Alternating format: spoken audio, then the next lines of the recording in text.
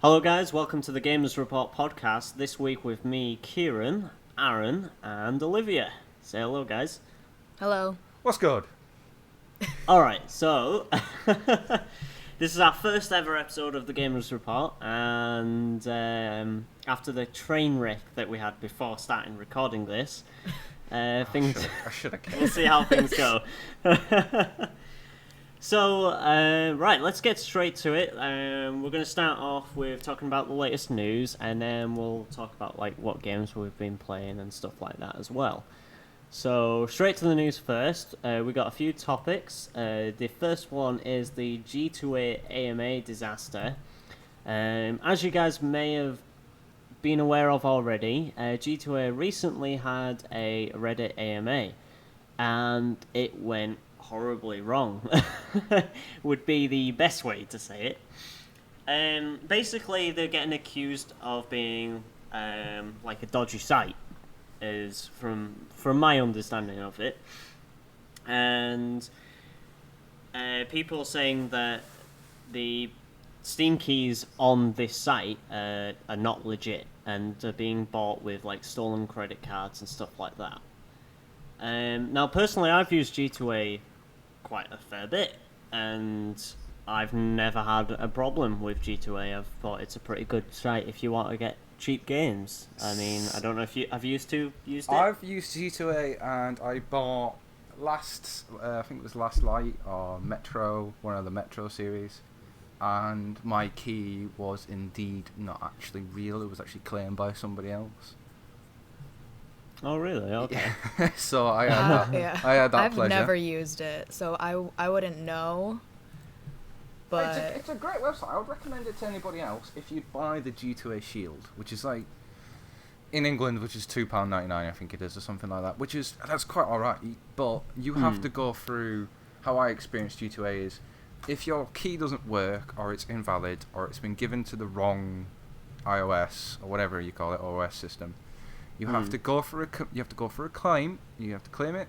You have to contact the seller. If the seller doesn't answer, you have to wait a month, and then G2A will look into it. Then you wait another month after that before you can either see another game come up into your account or you get your refund. And I didn't get a game, and I didn't get a refund. I bought it on Steam, and when they asked me for a screenshot of my Steam list, I already had the game installed. So I had to provide I've never details. encountered that problem. I'm not a massive. As I say, I would recommend it to anybody else, but for me, that is a no. There's a no. Well, it seems like a lot of people are in the same boat as you, Aaron, because in this AMA, there's what pretty much the majority were talking about and saying that like this was pretty much like a scam site and this, that, and the other. Now, like I said, I personally, I've never experienced an issue with it. I've not bought off there like loads of times. I've only done it the odd time where I'm like, oh well, you know, I quite fancy this game, but I don't want to pay like 30 quid for it and then not like the game. Yeah. So I can get it for like a tenner or whatever on G2A. I mean, to me, that's great. But I mean, it's not the only site out there. There are other sites where people can buy like these reseller Steam keys or whatever. And it makes me wonder if people are only kind of basically bitching about G2A because it's a well-known site and a popular site compared to the others. And compared to the others, I find that this site is a lot more trustworthy.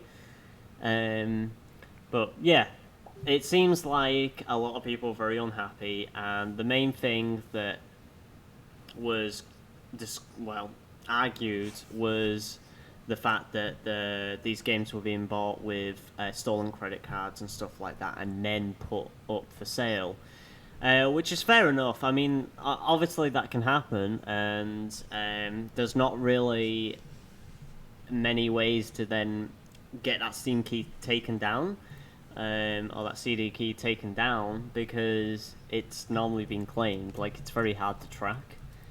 But yeah, this thing was a total disaster. And I don't know if they'll... But the thing is that they did this AMA for 6 hours. They carried on for 6 hours, even though it's a train wreck from the start.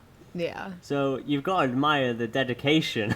I would just like to point out that I'm looking at the AMA as we speak, and Yeah. somebody sent in, "How is the weather?" And they replied, "As our experts predicted, there was a little bit of a shitstorm here." Yeah, they knew what was going on, but like they carried on with it anyways, and well, gotta admire them for the dedication, but they probably should have ended it sooner, and I don't think they're going to be doing another one anytime soon. Well, what I'm reading is that some of the developers of certain games that have been sold have openly admitted that they would rather have their games pirated than rather be bought in G2A. Now that alone should be a big enough cry out to the public saying, look, right, I'd rather have you download my game illegally than buy it and not actually play the game. Yeah, which is the thing, and which is quite it good. falls. Yeah, It's it good and falls bad. back to the fact that developers are not wanting this money going to the wrong people. Like, if there are people who are using stolen credit cards to buy these games and sell them off, they would rather you torrent them, because at least then it's just them losing out on money rather than some poor bastard somewhere who's had its credit card info stolen. You know what I mean? So you can understand the concern for the for people, and developers are like, yeah, you know, this is not really a site that you should trust. But then again, you see that, and then G2A not long back launched a new service called G2A Direct, and that you get a lot of developers who've supported that and selling their products through that now as well.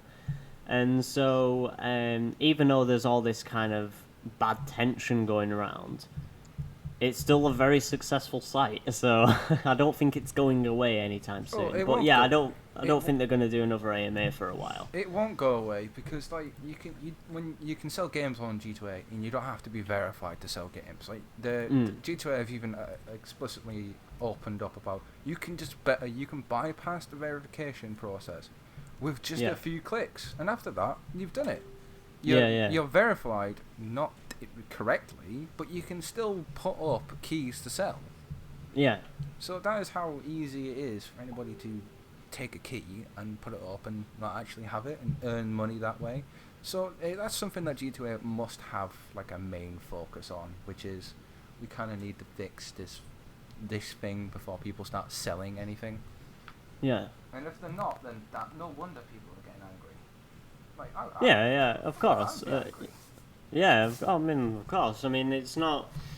At that point, if the, say, a CD key is actually tracked down and taken off, it's not just then the person who's had the credit card info stolen. It's also the normal gamer who just then bought that money, because then they've got to go through all this long-winded process to get their money back or to get another game. Oh, yeah. I'll take that one. I know that feeling. Yeah. But, so yeah, like, I wanted to bring that up because it's quite an interesting topic, and, like, even though I think it's mainly down to the fact that this is still a very new kind of concept, and it, like, obviously, you know, the, like, second-hand games and stuff like that physically, but to have this kind of digital market where you can buy games cheaper than their retail price, and their digital games is still quite a new thing. So it's a very interesting concept, but I can understand why a lot of people are like a bit anxious about using that site. Like I said, me personally, I've had no problems so far. Hopefully, if I do continue to use the site, I don't have any problems, but who knows? For me, I have looked at using it again. I wouldn't use it for Steam because of the key situation, but I have looked on it for the consoles, and there's some confusing parts where you can buy a game on G2A for a console. So I'm an Xbox One user, and for you to buy a game on G2A for an Xbox or a PlayStation user, you don't buy the game essentially. You buy somebody's account that owns the game, which I feel is quite dodgy in its own way. Because Is that on G2A? Yeah, you can buy somebody's account. It's called account sharing. Oh yeah. And like, are see, these I people bought aware? As far as I'm aware of, people are aware that they're sharing their account. But you don't know what you could be getting. Because, you could be buying a game, but you could be getting somebody's bot account, somebody can... With Xbox's alone count system, it's so broken. It is so broken. But I've bought an Xbox game on G2A, and I didn't do it through the account sharing method. There are some games that you can buy a digital copy of. Yeah, I got the Halo Master Chief Collection for $5. That's pretty cheap. I know. It was a bargain. There's the only reason why I went for it. Because the thing is, it's like, even second hand, that game's still like 12 to 15 quid. I think it's like £15 in CEX or something like that. So, yeah, to get it for $5, that's 4 games for $5. That's a bargain. You know what I mean? So, but yeah, like, again, the account sharing thing, it's a very risky like market, because at the end of the day, there's nothing stopping the person who owns that account to change the password, blah, blah, blah, or to report their account being stolen. And then that's it. You've spent money and then lost access to that account. That's crazy. But,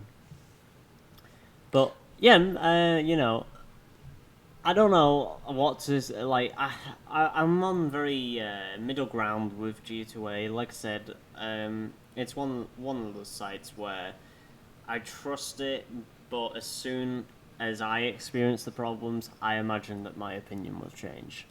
My opinion is very against G2A. Yeah. There you go. Well, I imagine a lot of people are like that, so... But I wouldn't... At least you know what you want.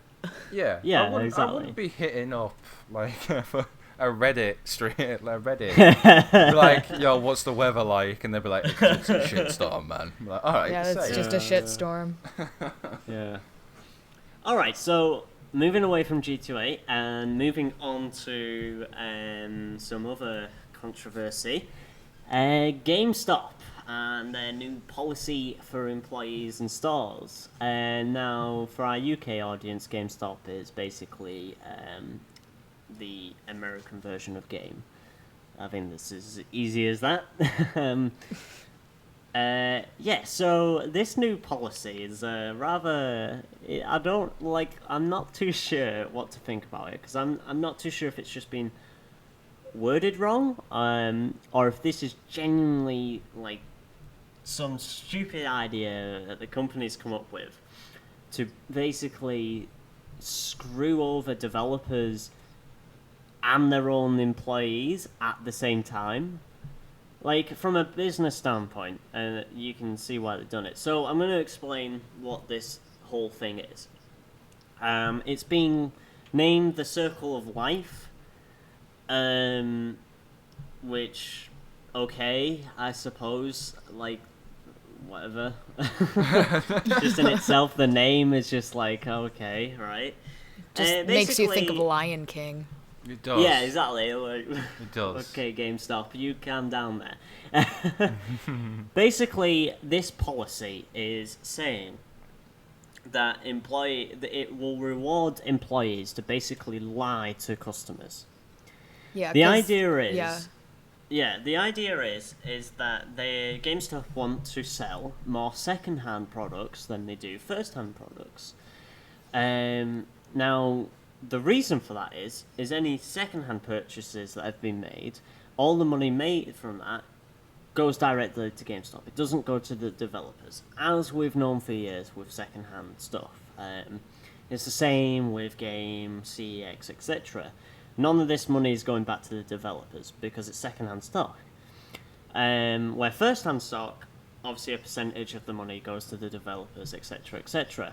So GameStop obviously want to make more money. So they're like, right, we want to increase our second-hand sales and buys. How do we do that? And that's when they came up with this really shit policy.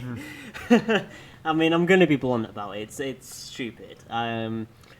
Basically, what employees are being told to do is lie to customers, and obviously they don't word it in that way, but this is exactly what they've been told to do. And they've got they have targets now. Stores like CEX, who are just kind of solely secondhand, they don't really have targets to meet. Anything in retail involves a target that you have to hit. Yeah. But with stores that are especially dealing with first-hand games and stuff like that, they have different targets. Now, for example, you've got to sell a certain amount of PS4s within a week, and it's the manager's job to make sure that the store meets that quota. Now, basically, the threshold, from what I can tell, is that 75% is what these employees, these sales assistants, etc., have to meet. If they don't meet that, then they run the risk of getting fired. So if they don't sell more second-hand stock than first-hand stock, they run the risk of getting fired. Now to me, that's crazy. That's quite bad. I mean, like, there's strict target, and then there's just whatever the hell on earth that is. Well, I've actually pulled up a quote from one of the GameStop employees. And basically what they've said is that they would have a new game in stock, for example, Watch Dogs 2, which is currently $29.99. Yep. But they would sell it for $54.99, and they would just tell customers that they haven't got the new ones in stock, but they have the pre-owned ones in stock, which they're basically selling. The $54.99 one's the second-hand. Yeah. So they're telling the customers that they don't have new ones in stock, but they're selling the pre-owned copies at retail price, so they can get that little bit extra. Or they don't have any new systems in stock, so they don't take a certain hit of money to their pre-owned numbers, which is, I can see that from a business point of view, which is quite smart. But for an employee itself, that alone is running a risk of you having a job at the end of the day. Is you have to lie to a customer and say that you don't have it, even when you do. Yeah, exactly. So I guess there is a joke behind it. So now when people actually now ask retail staff and go, just check out back, you might have it in stock. Maybe now they actually do have it in the stock. They just don't want to tell you now. Yeah. Which means that for customers, it's like, do they even trust shopping at GameStop anymore? This could really hurt the business now, because now that this is out there in the open, and people are going to be like, well, I know that you've got this whole policy going on. Are you just lying to me? Blah, blah, blah. Like, there's no certainty that you walk into a GameStop and you ask for a game, you want it brand new, and as soon as they say, oh, we don't have it brand new, but we have it second hand, even though you know you want it brand new and you've asked for it brand new, you can't tell if they're telling the truth or not, which, like, that is, it sucks. I mean, I'm glad that I don't live in America where they have these GameStops, because I know that GameStop has been very infamous for many reasons like this. So yeah, GameStop has had a lot of stuff go on. Yeah, exactly. Which, like, for this now, it seems to me like it's the tip of the iceberg, and this could be it. Like, if they don't change this policy, and they need to not really necessarily get rid of the policy, but they need to figure out a way where it's going to benefit the customer as well. They can't just be like, yeah, let's just rip off the customer and make more of that dollar. It doesn't work as easy as that. The customer, a lot of customers are not that bloody stupid. You know what I mean? I mean, don't get me wrong, there are the fair share of idiots out there. I've worked in retail, I know. But yeah, like, seriously, it's one of those things. It's mind blowing that GameStop have gone this far, to be honest. Well, the only question that we can really ask is, if you were to be living in America, even if you are American or you're British or whatever, and you have a GameStop, would you now, knowing now that you've got this information, would you go in, or would you not go in and go, for example, to a Target, which is like the next American large store for anything? For us, we had that. We have CEX and Game Station. We could just go to any one of them outlets. Yeah. We lost one of them. Insert sad music for Game Station. I do miss Game Station. That one I went do bust too. because of something very similar. I believe they had a very similar policy. Then they got bought out by Game. No. Well, it's interesting you mention that because basically Game and Game Station actually ended up being owned by the same parent company and still operated as competition for quite a while. Which didn't make any sense, but that was a thing. So would you go out into a GameStop knowing now that you have not 100% guarantee, but you actually have not even you have less than a 50% guarantee, knowing that you're going to get a brand new copy of any said game that you're after? Would you?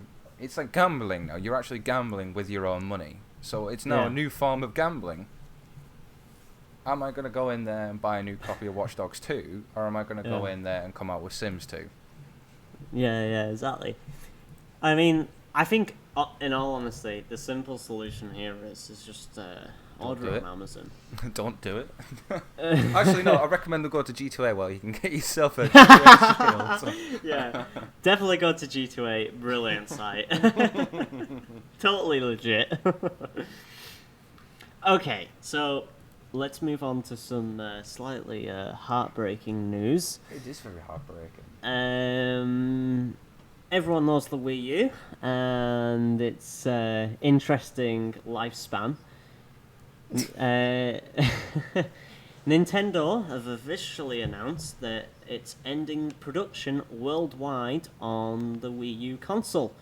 That's obviously because the Nintendo Switch it's roughly about a month away now, give or take, and so there's no real need to keep producing the Wii U, basically.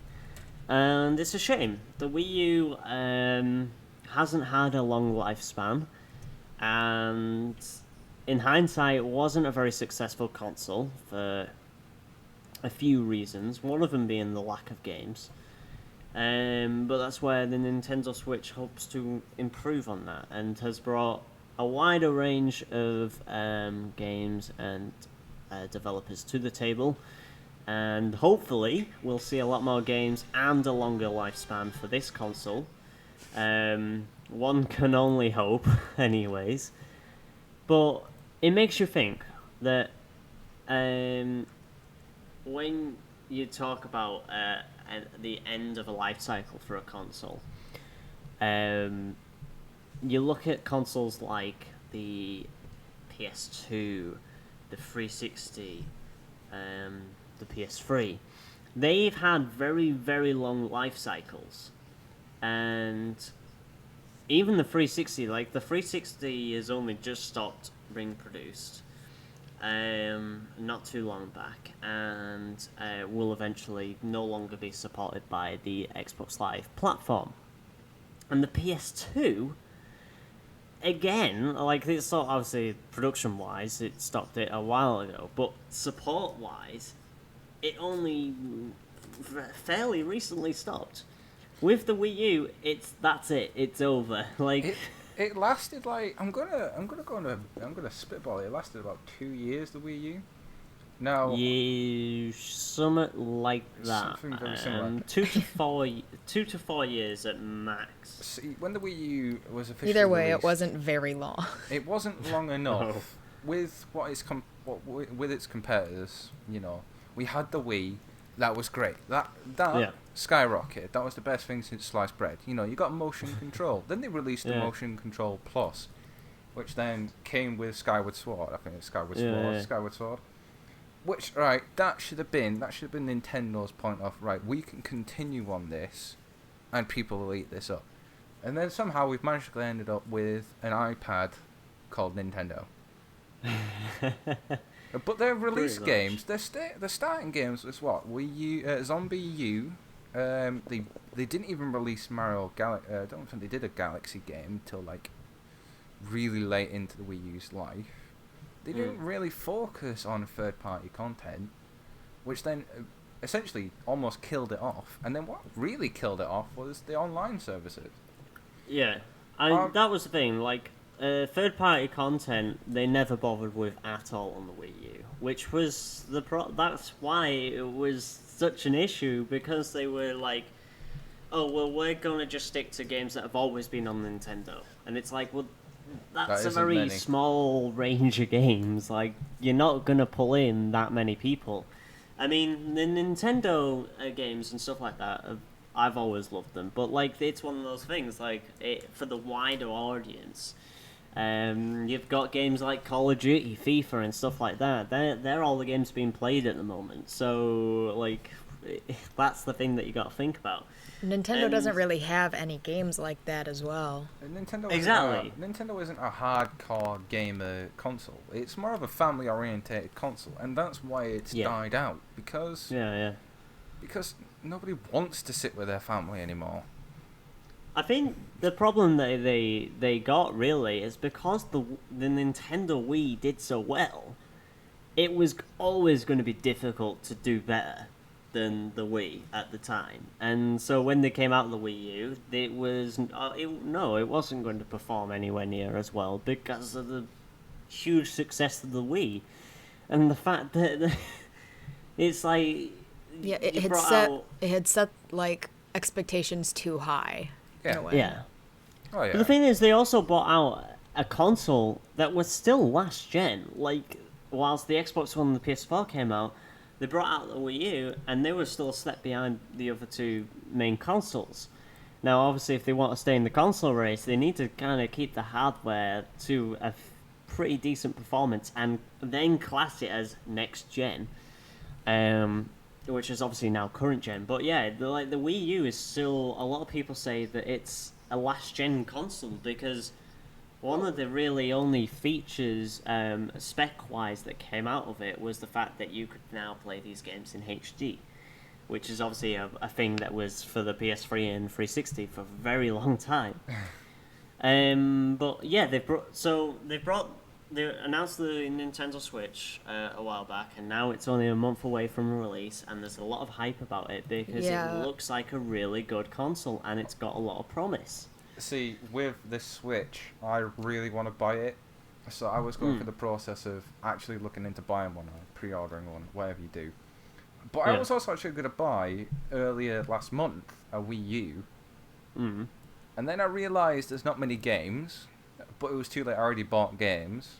Yeah. So I was in this world of, do I buy this Wii U, or do I buy a Switch? And then I was looking into detail about it. This Nintendo Switch will have backwards compatibility with Wii U games. Yeah.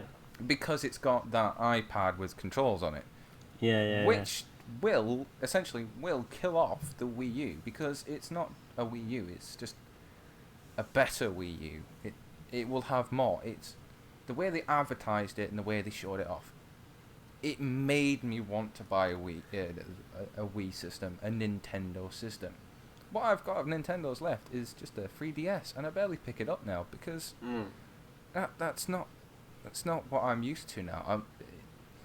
Wii is, as I say, Nintendo is a family-orientated company. They will make the Mario games. They will make the Sonic games, and they will make Legend of Zelda. Yeah, they are family-orientated. They don't have the same impact as the Xbox One or the PlayStation 4, or even PC, because I believe the Switch is meant to actually compete most PCs of today, which I think is quite a really big mistake. Because you can't compete against today's consoles. You can't compete with today's computers, because computers are always updating. Yeah.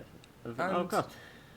And I think one of the best ways to look at what the Switch is, for those kind of wondering, well, why bring out the Nintendo Switch? Why not just improve the Wii U? I think the best way to look at it is, best example to give is when Microsoft released Vista, and Vista did very bad. It was just very bad. And then they brought out Windows 7, which looked very similar to Vista, but it was just more improved and fine-tuned. That is what the Switch is. That's what the Nintendo Switch is. Yeah. It's a better, more finely tuned Wii U with a lot more games. And a Only different thing is- name. Yeah. Exactly. Well, yeah.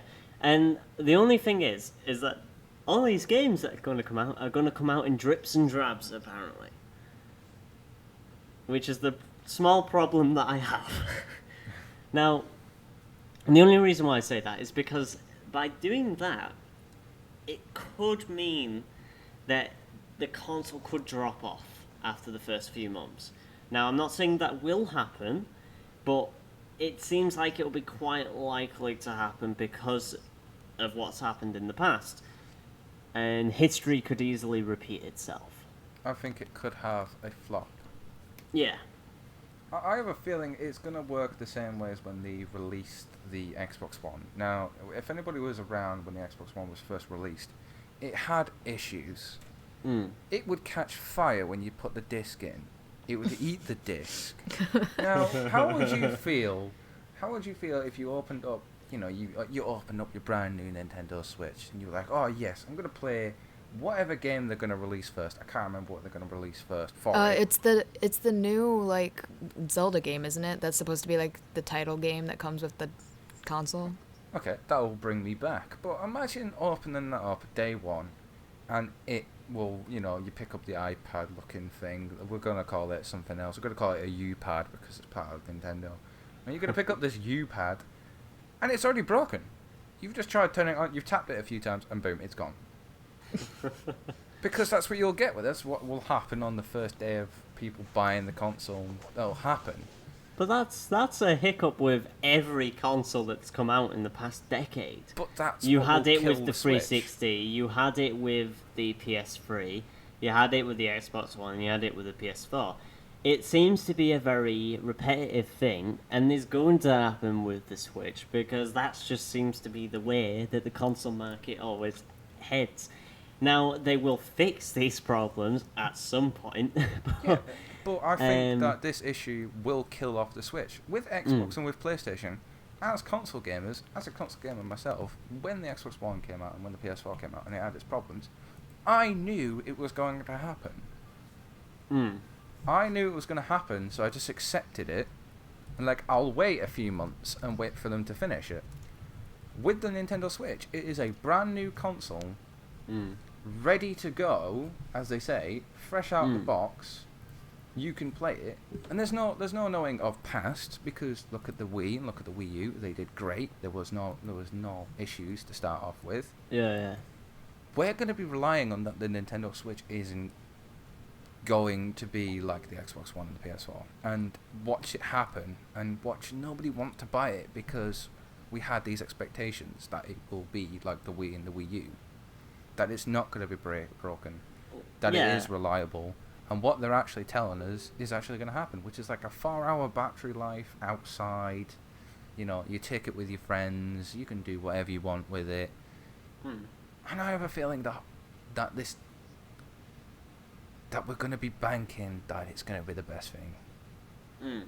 And this is what's really wavering me. When they announced it, I was like, yes, this is going to be this is the next thing. It's definitely had a lot of hype, and I'm concerned that it's now been overhyped. Yeah. Which means that it's going to badly underperform. Oh. Yikes. Hello? Hello, podcast? That's a ring-in. Yeah, that's for us. Ooh. It's It probably is. Nintendo. You need to stop talking about our shit, man. Oh, sorry. So stop talking shit. We're trying, okay? Stop talking smack. We'll get They're there. giving us a warning there. We know what Nintendo are like with YouTube content. Now they're phoning us. Oh, shit. We're offline before we're even online. What's going I on? know. They already future. know. They got a weird tingling in their spine. I have a feeling that they're going to regret it. And I think that Yeah. a lot of people will regret owning it to start off with. But Possibly. as I said, they say they're competing against PC gamers. Now that's a risky thing to say. It's a very bold statement. It is a bold statement because look at you can get a decently built PC for less than £1,000, less than for $3,000, and that will do everything you want it to do. But you can upgrade it whenever you want. We're releasing new stuff to go with the new shit. As soon as one console, one PC is released, maybe 2 weeks later, another one, better improved one is out. Oh yeah, definitely. You can't do that with the Wii. You can't do that with Nintendo. You can't do that with Xbox. I accepted that my Xbox isn't going to upgrade. Right? I accepted that. I put my hands up and went, alright, I will be able to upgrade this. I'll stick with not having 1080p because it doesn't do 1080p. The PS4 does 1080p. Does the Switch do 1080p? No, they tell us that we can run Skyrim at the highest, good quality. Which, in fairness, Skyrim is quite a hard game to run on high, but that doesn't mean anything to me. I want to know if I can run the thing. And if I can run it, what can I do with it? Is it actually going to compete against my laptop, which is a bog standard gaming laptop? Is it going to compete with that? If it's not going to compete with that, why am I buying it? Yeah. Why should you kill off something and try and improve it when in reality the Wii U just needed help? Well, it needed more games. It just needed help. And the Switch isn't a Switch to me. It's just the Wii U Plus. To be fair, when you look back at the specs and you look at the hardware's pretty good. Now, the interesting thing is, this is the first console out of the three main consoles that is not going to use AMD hardware. Now, obviously, AMD have now been, controlling the console market for a while, but they're using NVIDIA GPU hardware to run the Switch. Now, the interesting thing is that when this came about, not really many people said much about it, because at the end of the day, as long as it performs well, no one's really going to matter what's under the actual hood. Yeah. Now, it was when the thing was said, oh yeah, when you take it off the dock and you're using handheld, it's going to basically half your performance or whatever. That's expected. And then people were complaining about oh, here we go, they were already lying to us and this, that, and the other. But that's expected. You can't expect your mobile phone to run Skyrim, can you? That's expected to happen. How stupid do people have to be? My Lumia 950 XL, it might be up for the challenge. My HTC M9 can barely run Flappy Bird today. That's an updated phone. Right. Hey, you've not got an 80-core processor under the hood. That's why. I do not. That's why. I think that's where I'm my failing. Lumia 950 XL has that, so watch out. Ooh, you'll be fucking taking on the Switch then. No, it can barely run the operating system. What am I joking? So it's obvious that the little exactly. is not going to run what people expect it to run. But this is what I'm going to say. This is what I'm going to say about the Nintendo Switch. It's a great idea. Yeah. It's a like any fantastic console. idea. You can, as I said, Nintendo is a family-oriented company, So that thing can get plugged into your car. You kids don't have to fucking say a single word. Go play a fucking Mario Party 8 or some shit. Get out of my face. You're in the back of the car. That's got 4 hours battery life. You plug that into the car battery. You got infinite fucking time. Who cares if it runs at 1080p or 720p? As long as the kids show up at the back. You can take that out to your mates. You give them a pad. If you've got that little fucking mobile phone shaped pad thing with you, and somebody else has it, they can take that with them, and you can go out as what they showed in the advert. You can just sit in a park and not get robbed. But that's a great idea. I mean, you'll probably get mugged, but you get mugged for owning a Wii U Plus, which is just the Switch. But they won't steal the Switch because they'll be like, "Oh damn, look at that ratio. That's just not good enough for me. Give me your shoes." Okay, enough talk about the Nintendo Switch and the Wii U. No, my absolute anger. We've got one last interesting topic before we move on to our other segment in the podcast. Now, This is a very interesting one, and I think a lot of people will be very intrigued about this. And I've linked an IGN article, which I'm going to leave in the description below as well, so people can read the full article. I need to Google this. Hold on, I didn't get a chance to read this. Gotta make sure I don't have the video playing, because I don't want to do that. Is this Prey? No. Or am I thinking of a different one? No. So, BioWare have announced that they're going to be bringing out a new IP before March 2018. So, obviously Mass Effect is still continuing. They've still got that in the works. You can't continue that. What was the point of that? You can't continue Well, that they've got the anymore. new Mass Effect game coming out. It looks really good, but we'll see what happens. It could still end up like the ending of Mass Effect 3, which I'm sure they're trying to forget about. They're trying to rub that away erase it out of the history books, but it's not going to work. So this new IP that's coming out is not going to be an RPG. They've made that very clear. They're basically, it's like, well, we've got Mass Effect. We don't want to create. We've got this new IP. We don't want it to be another Mass Effect game. And basically, this.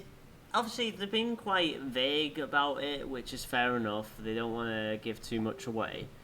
But from the looks of it, I don't know what to think, really. Like,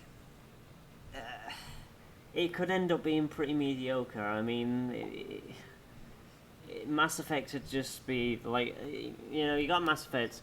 EA have also, we've got Star Wars Battlefront 2, which was also, discussed in this same call.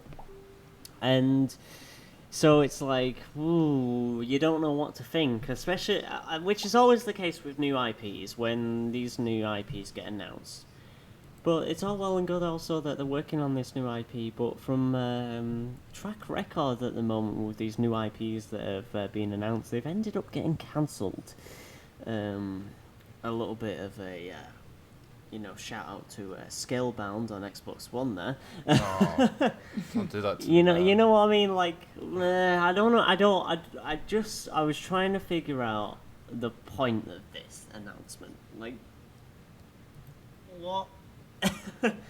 Just give us something. Like, you say you're bringing out a new IP, and that's it. Like, in this article, they're just talking about that they're crafting together this new universe full of new characters and stuff. Yeah, they were saying that they started doing this in 2012. They began crafting a new universe full of new characters and stories and gameplay.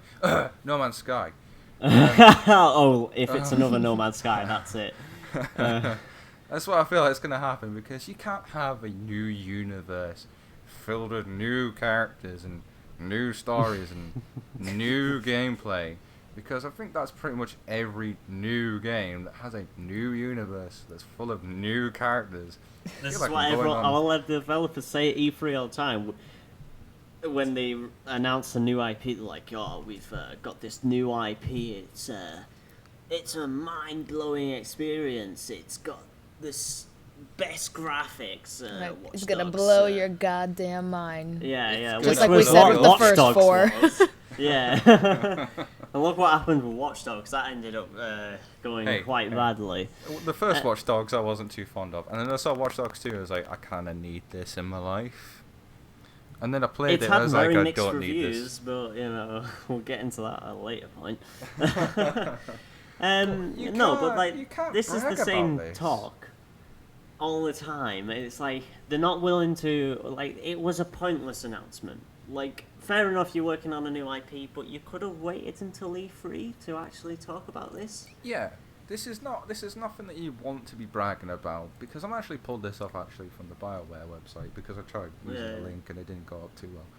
And it says, draw upon 20 plus years of development knowledge and lessons to create something fun and new for you to enjoy with your friends.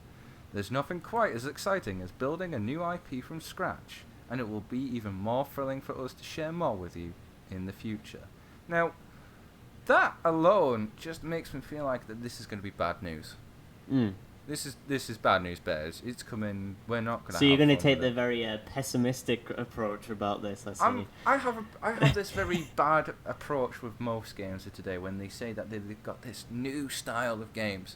They've got this new form of how they're going to play games, because in the end of it, they're all the same.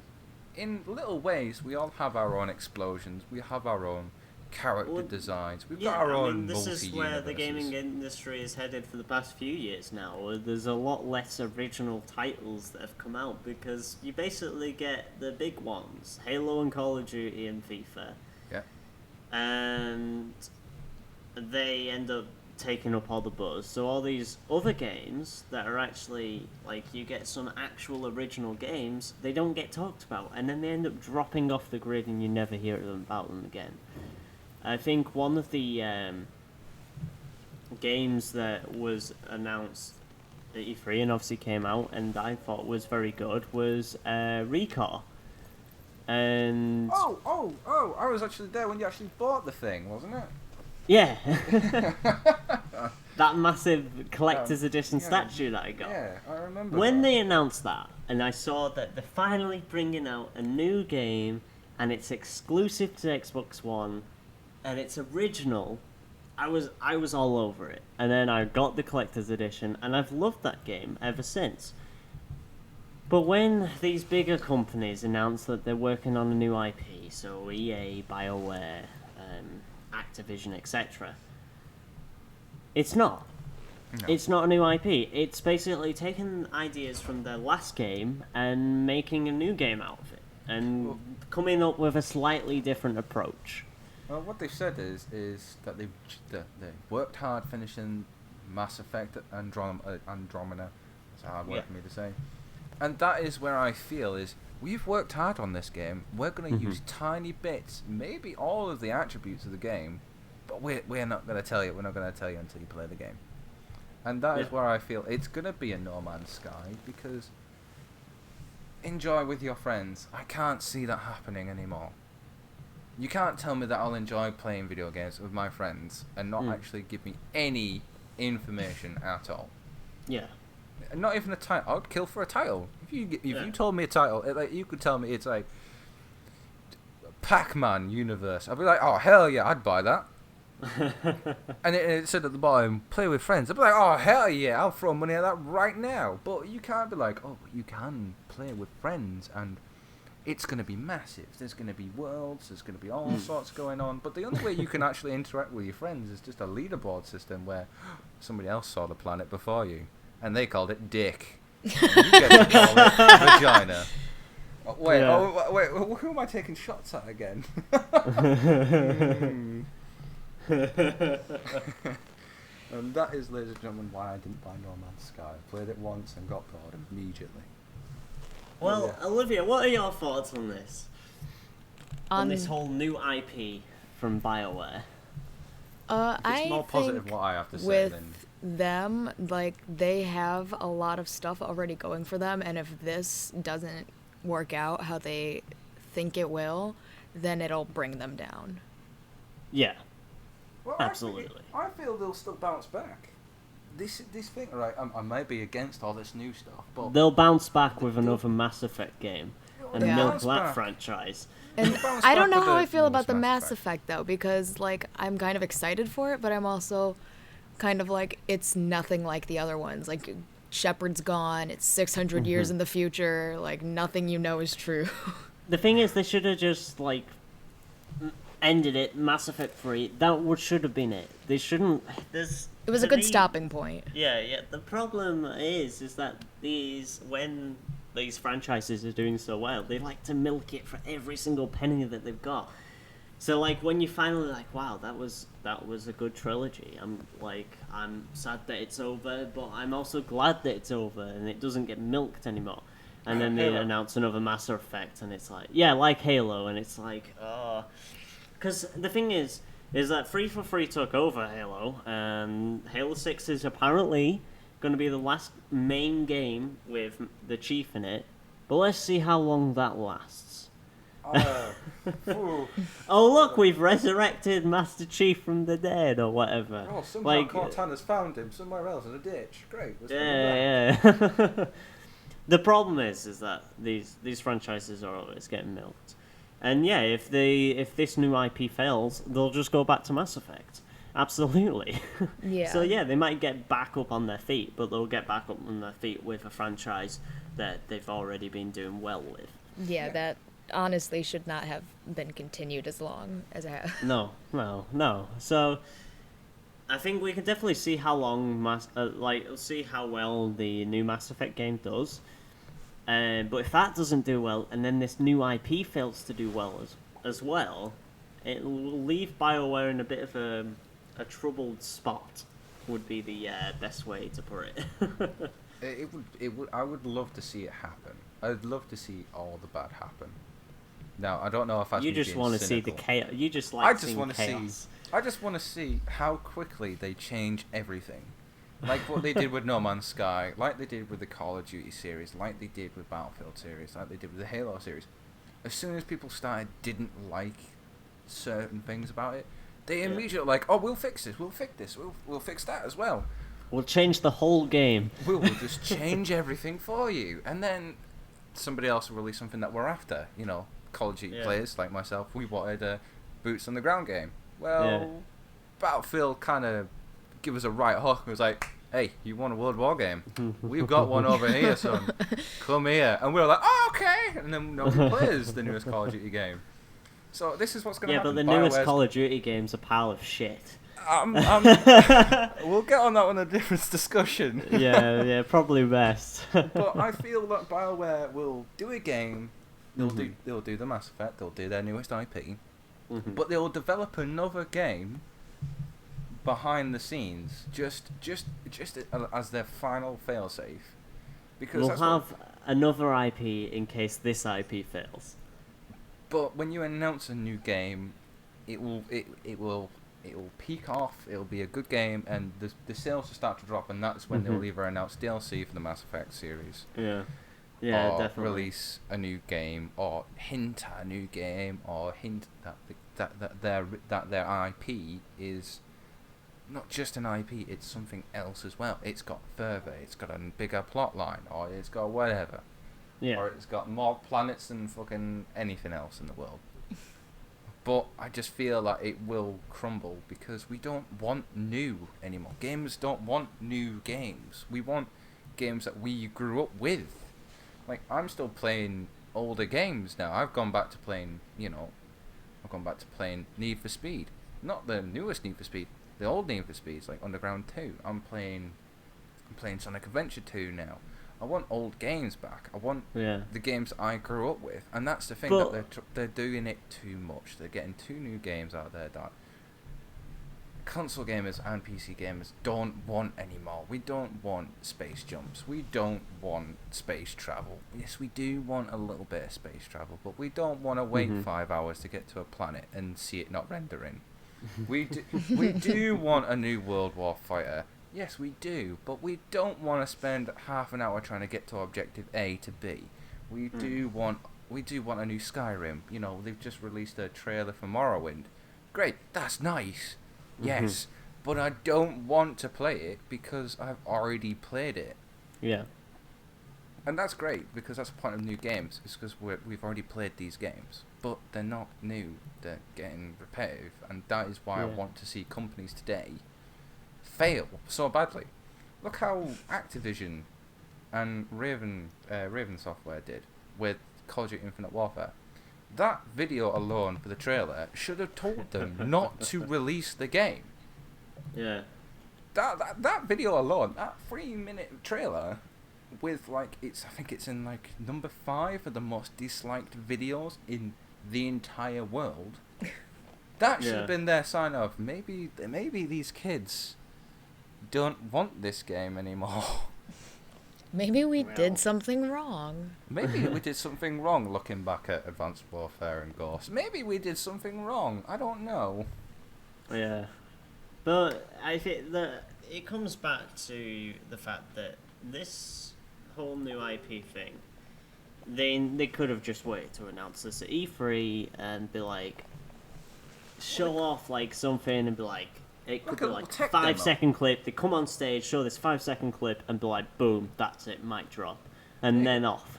Yeah. Like, that's all they had to do. They didn't need this whole like press article on IGN, be like, oh yeah, we're working on a new IP, and it's we're gonna be so vague about it, but yeah, we're working on a new IP. Don't worry about it.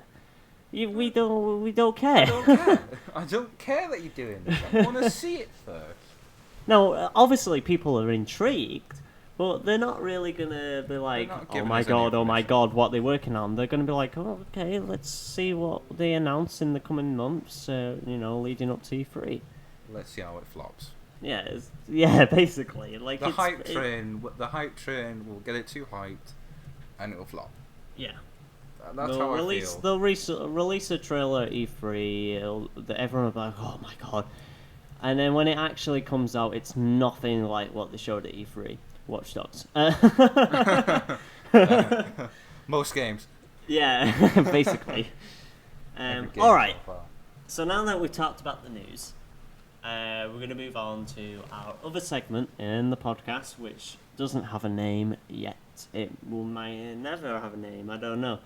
I'll probably think of a name at like 3 in the morning when I wake up to pet my cat who's biting the shit out of my head. I'll get a message in the chat like, yeah, I've got the name. I'm like, it ends up spamming me like, Kieran, I've got a name. By George, I've got it.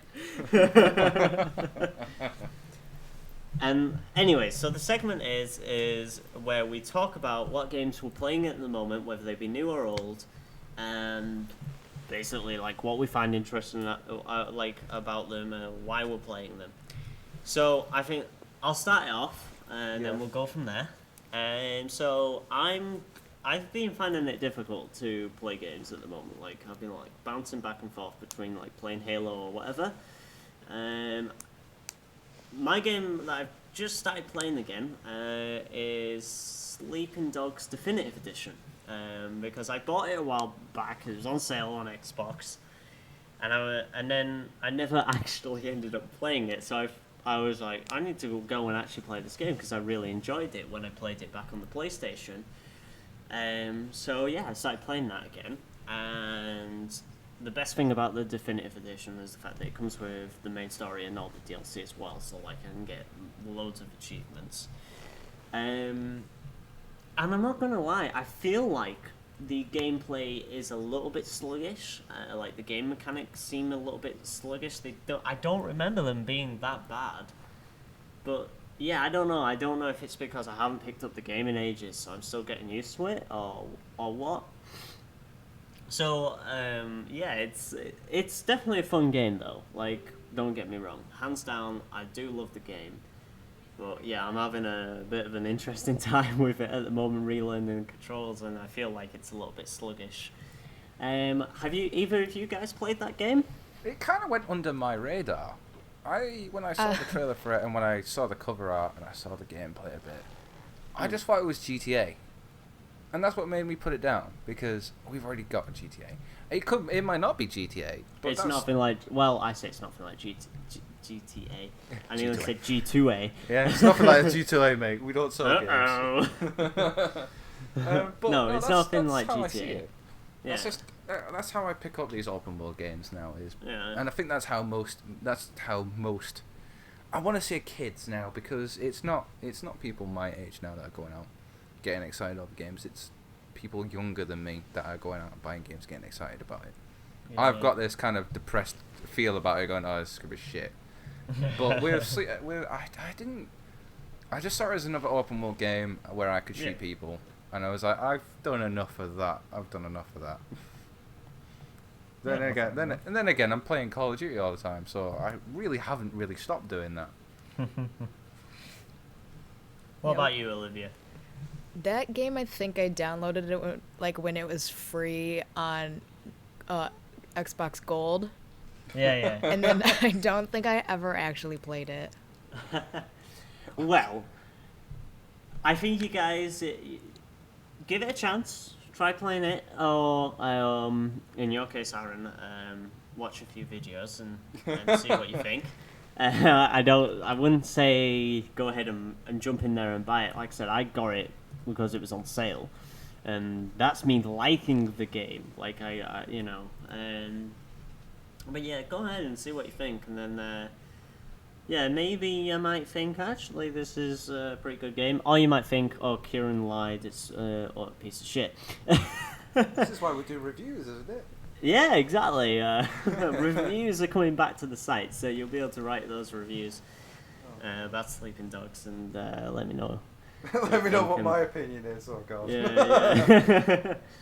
So that's my game at the moment. Olivia, what game have you been playing?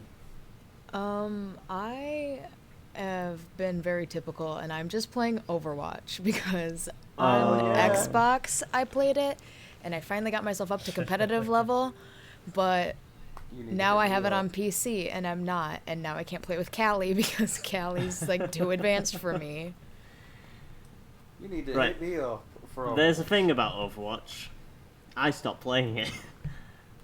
I got very annoyed with Overwatch. I love the game. I, like, hands down, love Overwatch. I think everyone at this point loves Overwatch. I have had it on PS4, I've had it on Xbox One, and I've had it on PC. And I got into the competitive scene on PC, and I did my 10 placement matches, and I got straight into the gold tier. I nearly got into the platinum tier, and then everything went wrong, and I started getting paired with trolls, this, that, and the other. So now I've stopped playing the game, and I've actually got to the point where I uninstalled it, because it was just like, it was causing me too much stress to be playing this game. But yeah, it's definitely a good game. It's worth all the praise that it's got, and it's got a promising future ahead of it, for sure. Well, my opinion on Overwatch is quite... Well, what is it? Pro. Mine's quite pro Overwatch lately. I bought Overwatch probably midway through its lifespan, and I know it's got a future, but every game has a midlife span where it's just like everybody's buying it, but people are still selling it. Yeah. So I got it pretty cheap, not on G2A. For the Xbox One. That's going to be a throwback for every single podcast now. Yeah. Well, I got this game, like I the didn't one get joke. on G2A. Yeah, I'll keep all of it. And I played up to enough. I played with a few people I know on Xbox One. I played up to enough to do competitive, because that's what piqued my interest because of the competitive scene. I did my 10 placement matches. By the by, I've only had, by this time, 4 hours worth of gameplay time on said game. So I was only level 20. I think it's 20 where you have to be to play competitive. 25, I think. I wasn't really that high. I didn't know how to play the game. And I did my 10 placements, and I think I was given some pity because I was put into platinum. And I was getting paired with people that are like level 100s, like 200s, and the amount, I just felt it was more like a CSGO community where it is a vile community. If on the competitive side, yeah. Yeah, uncompetitive, they're really mean. It's but the game I love the idea that it's a lot different to games that we have today, because we don't have, I'm going to say it, TF2 on console, because that's what it is. Oh yeah. But we don't have that in console gaming anymore. We just got shoot 'em ups and that's it. And that's what Overwatch is different for me personally, is that it's got a competitive side. There is some competitive. The community is vile. Yeah. But I love it. That's what makes it bad for me, because I love the vileness, because I'm also going to give it back. I'm only a level 25 or something, and I'm in platinum. What does that tell you lot for being level 200 and you're in platinum? You can't give me this stuff and not expect it to give it back. But I am pro Overwatch. I will put my hands up and I'll say I will play it any time of the day. If somebody said to me, if you've got... That's the thing, Overwatch is, when you work, you need time to play games. Yeah. You need time to play games, and Overwatch is quick and easy. The matches don't last long, about 20 minutes, boom. Easy. I'm not going to moan at that. If I had a day off, I wouldn't play Overwatch. If I had a day off from work, I wouldn't play it. If I was coming in from work and I'd sat down and thought, I need to get I can get a few games in before I go to bed. I'll do that. Yeah, I think that's one of the great things about that game is that it's very quick paced, and you can pick it up, play it for an hour or two, and then be like, right, that's it, I'm done for the night, I'm going to bed or whatever. Or like, I was on my lunch break and I had a quick game of Overwatch, you know what I mean? Yeah. Like, it's something that you can do. But yeah, there's a lot of people who are in favour of Overwatch because it's one of those games, it's obviously got very two different sides to it in terms of community, but that's like most games nowadays. But yeah, it's like a very addictive game to play, but yeah, sometimes you just gotta sit back and go, I ain't playing this for a while. Which is my case. I've stopped playing it for a while because it stressed me out, the competitive side. That it kind of ruined it for a little bit for me, but you know, whatever. So Aaron, what game are you playing at the moment? The game I'm playing at the moment is fucking Call of Duty. Oh, here we go. Is this where now we spend the next 45 minutes where we like to call this new segment moaning about this Call game. of Duty fanboy? Lately, I haven't been a fanboy. I play it because it's also an easy game to pick up. And with my work hours, I have a varied work hour. So it's quite nice to pick up this game. It's fast-paced. It's an arcade shooter.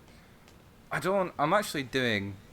no self-plugging here. I'm actually doing a series on it, as well as I'm doing a series on Overwatch, as well as another game that I wanted to be doing.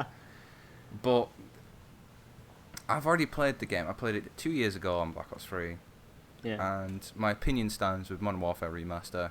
I played it 10 years ago when it came out on Xbox 360. So are you playing the Modern Warfare Remaster then at the moment? I'm playing Infinite Warfare. Currently... Infinite Warfare, here we go. Yeah, so... I don't know if I can get into that. I have strong opinions on this game, and they're very negative.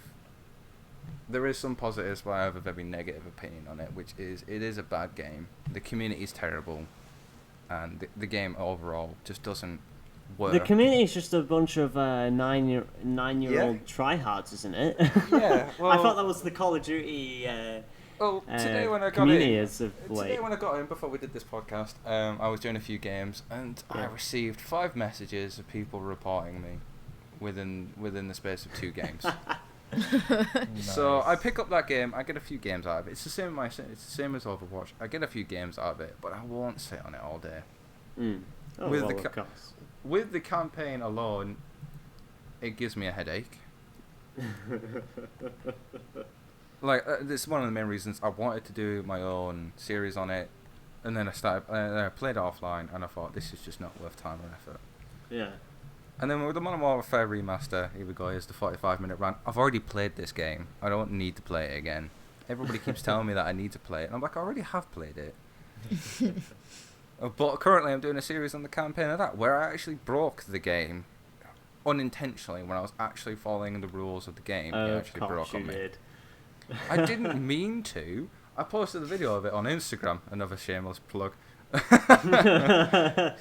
But it was just, I was playing the game how I was meant to play it, and instantly it didn't want to play out. I had to end the video, I had to end the recording because I got so stressed out with it. I got so annoyed at the fact that it kept on repeating the same issue, and I just gave up. And that is my feelings on Call of Duty. But then again, I keep buying it every year. That's the thing with every game at the moment, you know. Even though it's repetitive, you're like, well, I've got to get it because it's new. It's a new game. That's why I have such a strong standing point against like when they release new IPs, is because I've already got it. Yeah, exactly. I've already got it. That's just it.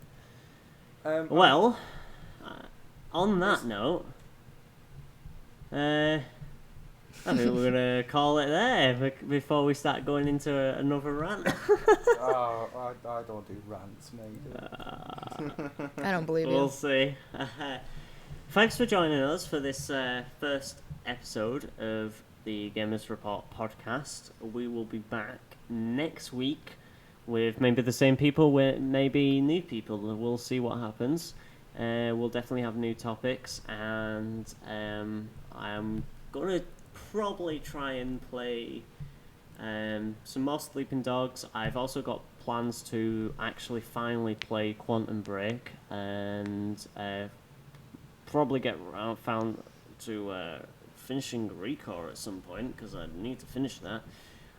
But yeah, so I've got a few games that I'm going to play. What besides Call of Duty and Overwatch, anything that you guys have got your eyes on? Resident Goddamn Evil 7. I'm not gonna lie, I got so hyped.